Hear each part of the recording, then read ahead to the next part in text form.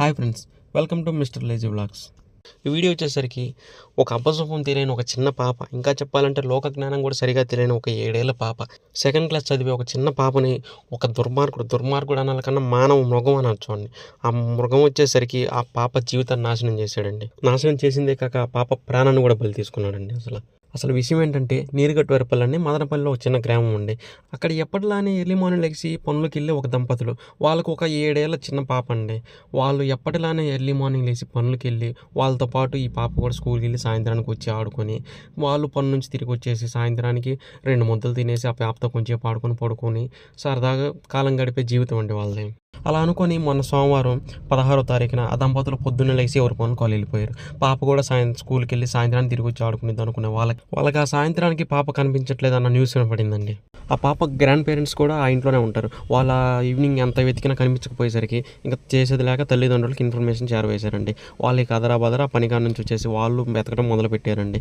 ఎంత వెతికిన పాప జాడ అనేది తెలియకపోయేసరికి వాళ్ళకి గుండెల్లో టెన్షన్ అయితే మొదలైందండి. ఇంకా పాప తండ్రి వెతికినంత సేపు వెతికి ఇంకా చేసేది ఏం లేక వెళ్ళి పోలీసులకి అయితే కంప్లైంట్ ఇవ్వడం అయితే జరిగింది. అప్పటికి టైం అరౌండ్ 6 or 7 PM అవుతుంది. ఇక వెంటనే పోలీసులు అయితే రంగంలో దిగి ఆ పాపను వెతకడం అయితే స్టార్ట్ చేశారు. ఆ పేరెంట్స్, బంధువుల్ని, ఆ ఫ్రెండ్స్ని, చుట్టుపక్కల వాళ్ళని అందరిని అయితే ఎంతమందిని అడిగినా తెలియదని అన్న సమాధానం అయితే వచ్చింది వాళ్ళ నోటి నుంచి అయితే. ఎంత ఆరాధీసినా పాప జాడైతే తెలియకపోయేసరికి ఆ తల్లిదండ్రులకి వాళ్ళ ఇంటి ఎదురుగానే ఉండే కులవర్ధన్ అనే రాక్షసుడి మీద అయితే అనుమానం కలిగిందండి. ఇంతకు ముందు కూడా ఇలానే చిన్నపిల్లలతో అసభ్యంగా బిహేవ్ చేశాడని చెప్పి చుట్టుపక్కల వాళ్ళతో గొడవ పడతా ఉంటాడని, దానికి తోడు అతను గంజాయి అడిక్టెడ్ అండి. గంజాయికి బానిస అయిపోయి ఉంటాడు అతను. ఇంతకుముందే అతని మీద క్రిమినల్ కేసులు కూడా ఉండటం జరిగింది. అదే అనుమానంతో పోలీసులు వీళ్ళంతా కలిసి వెళ్ళి ఆ ఇంటి డోర్ని అయితే తడితే ఇన్సైడ్ లాక్ చేస్తుంది ఆ డోరు. తాగేసి ఫుల్గా పడిపోయి ఉన్నారనుకొని చెప్పి వాళ్ళు ఇంకా వెనక్కి అయితే రావడం జరిగింది. ఆ రాత్రి వాళ్ళ నైట్ డోర్ పగలగొట్టుంటే ఆ పాప ఏమన్నా బ్రతికుండేదేమో బహుశా. అప్పటికే మిడ్నైట్ అయిపోయింది. ఇంకా పోలీసులంతా కలిసి చుట్టుపక్కల ఎంత ఎదిగినా లాభం అయితే లేదు.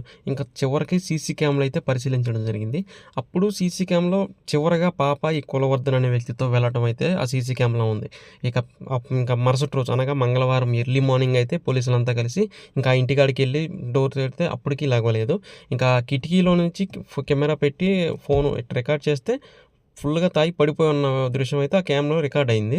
ఇంకా పోలీసులు బలవంతాన్ని ఇంకా డోర్ బ్రేక్ చేసుకుని లోపలికైతే వెళ్ళిపోయి అతన్ని పట్టుకొని ఇంకా ఇల్లంతా సెర్చ్ చేశారు. సెర్చ్ చేస్తే ఒక డ్రమ్ములో అయితే ఆ చిన్నారిని అత్యాచారం చేసి ఎక్కడ అది బయటపడుతుందో అని చెప్పి ఆ డ్రమ్ములో నీళ్ళల్లో అతి కిరాతకంగా చంపేసి ఆ డ్రమ్ములో అయితే పెట్టడం జరిగింది ఆ రాక్షసుడు. 7 ఏళ్ల పాప అంత కిరాతకంగా ఎంత మత్తులో ఉంటే మాత్రం చిన్నపిల్లలో ఏం కానొచ్చిందో వాడికి అసలు ఎంత నరక వేదన, ఎంత చిత్రహింసలు అనుభవించి చనిపోయిందో పాపం మా చిన్నారైతే. ఇంకా న్యూస్ విన్న వెంటనే మదనపల్లి మొత్తం అట్టుడికిపోయింది. ప్రజలందరూ రోడ్డు ఎక్కేశారు, ధర్నాలు చేశారు. ఆ నిందితుడిని కఠినంగా శిక్షించాలి, అతన్ని మాకు అప్పగించండి, అప్పటిదాకా మేము ఊరుకోమని చెప్పి రోడ్లు ఎక్కి నానా గందరగోళం అయితే చేశారు ప్రజలందరూ. పోలీసులు వెంటనే అప్పుడే వాడిని అయితే ఆ రాక్షసుని అదుపులోకి తీసుకున్నారు. వాడికి ఎంత అహంకారం అంటే పట్టుకున్న వాడికి నేను తప్పు చేసినన్న రీగ్రెట్ ఫీల్ కూడా లేదు అసలు వాడికి. నేను మరో 3 నెలల్లో మళ్ళీ బెయిల్ మీద బయటకు వస్తా, అప్పుడు చెప్తా ఒక్కొక్కటి సంగతి అన్నంత అహంకారంతో మాట్లాడుతున్నాడు. డోర్స్ బ్రేక్ చేసి లోనకి రాగానే నా పని అయిపోయింది సార్ అని అన్నాడు. అంటే ఏ ఇంటెన్షన్తో అన్నాడు? నేను చేయాల్సింది చేసేసి అయిపోయిందన్న ఇంటెన్షన్తోనో, లేకపోతే పోలీసులకు దొరికాను ఇంకా నా బతుకు అయిపోయిందన్న ఇదిలో అన్నాడో మరి. ఇంకా తల్లిదండ్రులు అయితే ఇక ఆ పాపను అలా చూసి కృంగిపోయారు. ఇంకా మరి ఎవరికైనా కన్న బాధ అంతే కదా.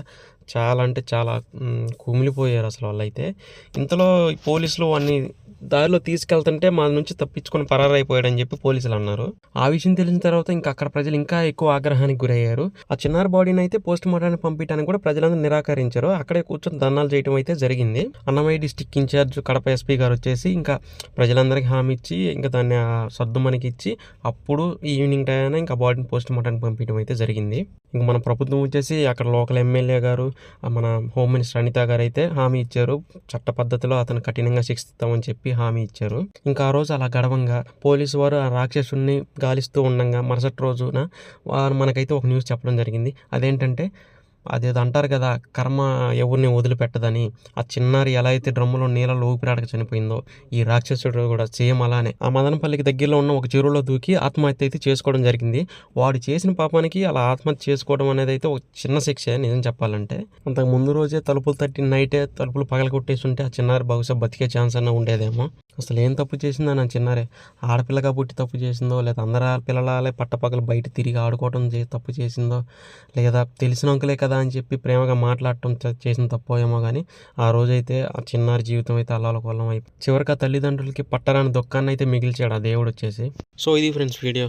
మరొక వీడియోతో మీ ముందుకు వస్తాను. అప్పటిదాకా దయచేసి సబ్స్క్రైబ్ అండ్ లైక్ చేయండి ఫ్రెండ్స్.